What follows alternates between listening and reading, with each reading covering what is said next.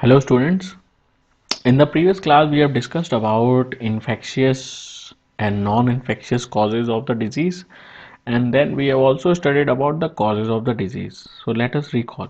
So we have studied that the disease are caused by two factors. Number one is the infectious causes are there. The pathogen which is actually causing the disease is the infectious agent, and number two is the immediate this is the immediate cause, and number two is the contributory causes.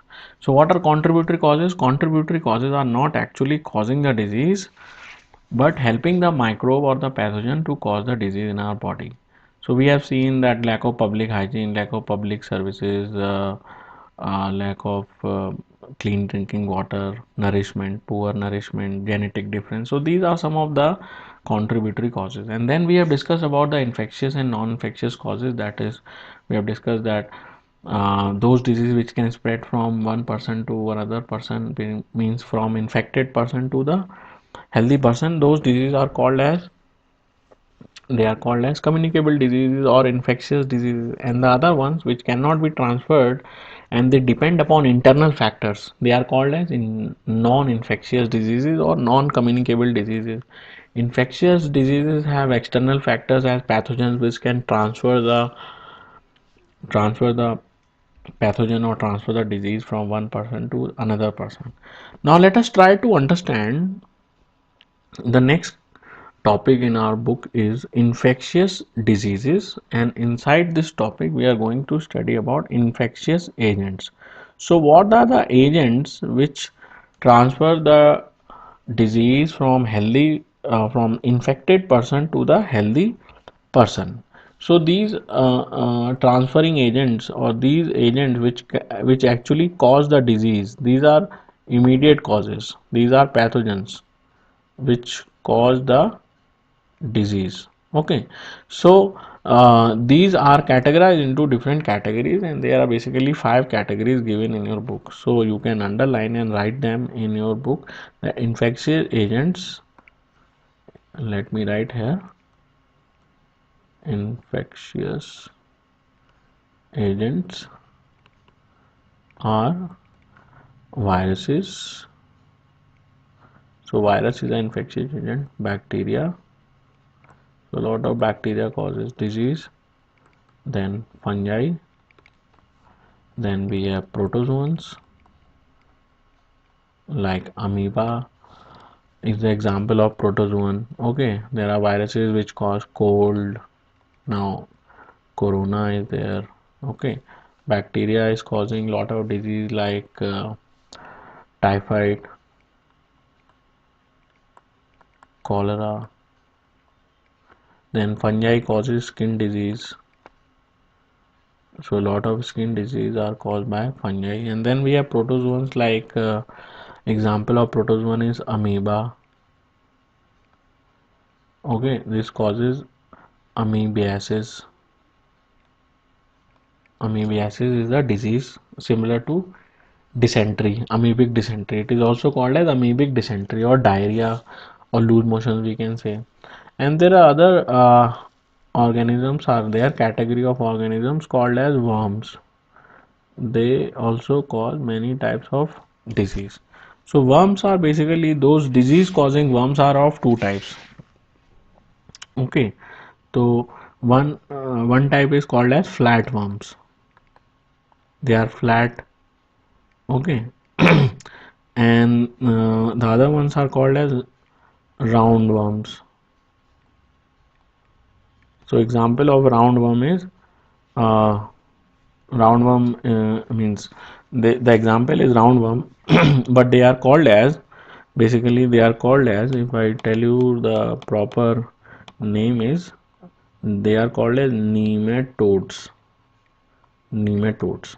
Okay, so there are basically two types of worm which are parasitic. Number one is flatworm.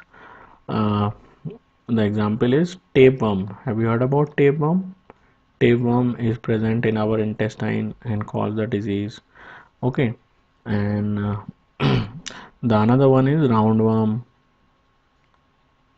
or pin worm is there.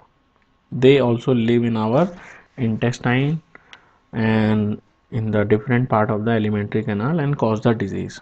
So these are five categories of infectious agents. Okay. Now what you are going to do is you are going to write this as it is, and then you are going to write them separately. So how you are going to write them separately? You will make a heading: disease caused by viruses, disease caused by bacteria, disease caused by fungi. So you will write, I will give you an example. You can write from the book also. At least five uh, disease you write caused by, basically write the five disease caused by virus, bacteria and fungi. So this you write five diseases, and this you write one, two, minimum two or three disease you write here. Two disease you write and the name of the causative organism, because they are asked in the exams. So I'm going to tell you how you are going to make the notes. So diseases caused by, say, virus or say bacteria. So disease caused by bacteria, you are going to write the name of five diseases. So you are going to make a table like this: name of the disease, causative organism means name of the bacteria which is causing it. So suppose I give you the name of the disease as typhoid. So typhoid is caused by bacteria which is called as Salmonella typhi. So Salmonella typhi is the name of the bacteria causing bacteria. Second, let me give you one more example: cholera. Cholera is also caused by bacteria, and the name of the bacteria causing cholera is Vibrio cholerae. Vibrio cholerae is the name of the bacteria. So this is how you are going to make for every infectious agent. So number one, disease caused by virus or bacteria.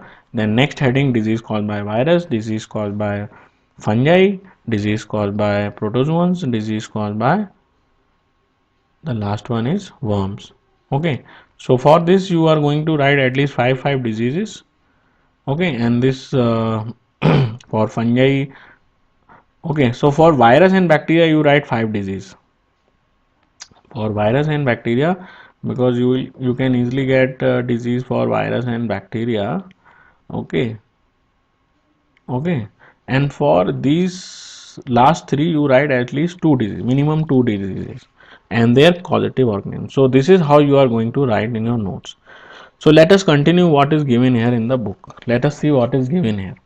So we have seen that entire diversity seen in the living world can be classified into groups. So this classification is based on common characteristics between different organisms. So in chapter number 7, that is diversity in living organism, we are going to, what we have done, we have so many categories, so many types of organism living on planet Earth. So we cannot study all the organism one by one. Like you in the school, I cannot teach all the students at the same time. So because of that, we have divided the number of students into different classes, and the classes are divided into sections so that I can teach each and every section at the required time.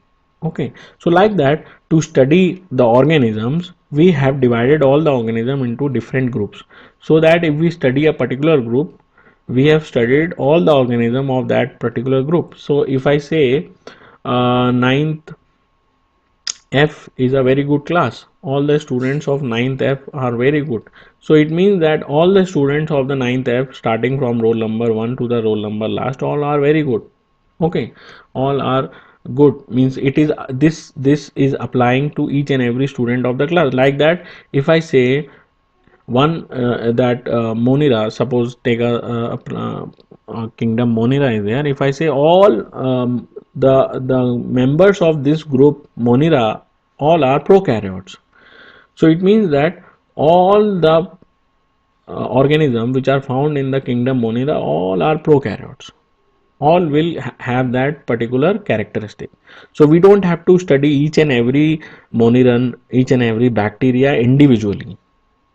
Okay, so like that we have divided, because there are millions of organisms living on planet Earth. We cannot study one by one each and every organism, but we can classify them according to their characteristics into groups. Okay, and then we can study the groups. So organism, that is why classification is important. So organism, and they are divided on the basis of their common characteristics. So classification is done on the basis of common characteristics.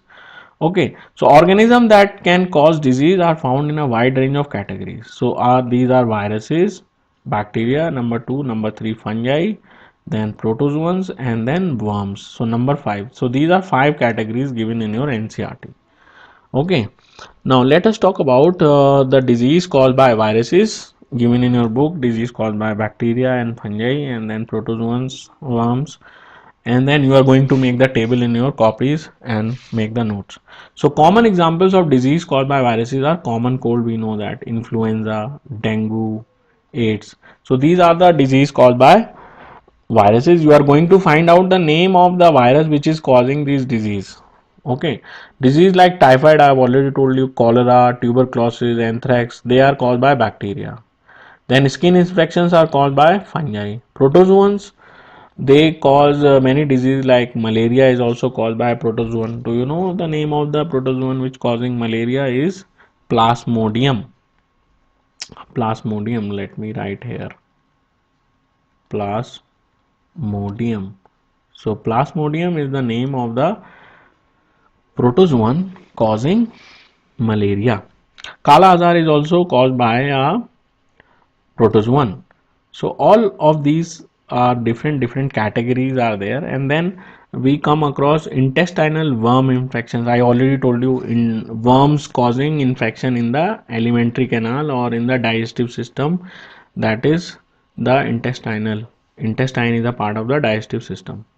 Okay, or as well as elephantiasis. Elephantiasis is the is the disease in the it is also called by a worm called as filarial worm, or it is also called as Wuchereria. So you are going to uh, write them in your notes. Okay, find out, this is a homework to find out the causative organism of all these diseases.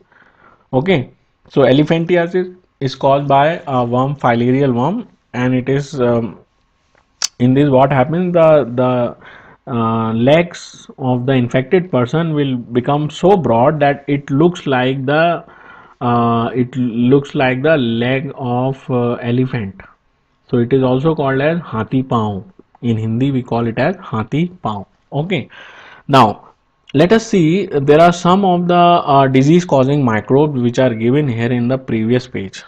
Okay, like here, you know, SARS virus. You know what is the full form of SARS? Severe acute respiratory syndrome.